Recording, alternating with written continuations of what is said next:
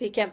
Dažnai sulaukiame klausimų iš klientų, ką daryti tokiu atveju, jeigu sąskaitoje papildomai norime nurodyti ar objektų informaciją, ar automobilio numerį, ridą, ar tai gali būti ir pristatymo adresas, ar ne? Tai visą tą informaciją galite jūs įvesti per papildomus duomenis. Tai kaip tai daryti ir kur aktyvuoti? Keliaujame į skiltį nustatymai, į sąskaitų skiltį ir ties sąskaitos nustatymų dalimi rasite funkciją rodyti papildomus laukus.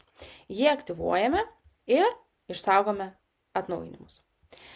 Tuomet keliaujame mes į sąskaitos kūrimo langą, kuriame pasirenkame pirkėją ar norite rankas susivesti ir kiek žemiau matysite papildomų laukų grafą.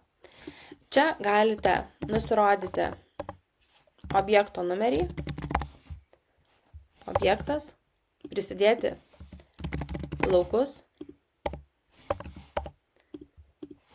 ir papildomai prisidėti adresą pavyzdys.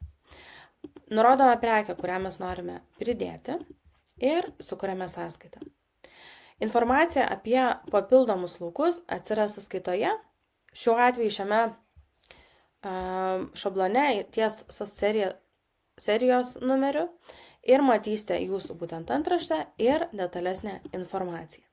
Tai tikimės, kad šis funkcionalumas jums pagelbės dar lengviau pateikti informaciją tiek savo, tiek klientam ir gero naudojimo.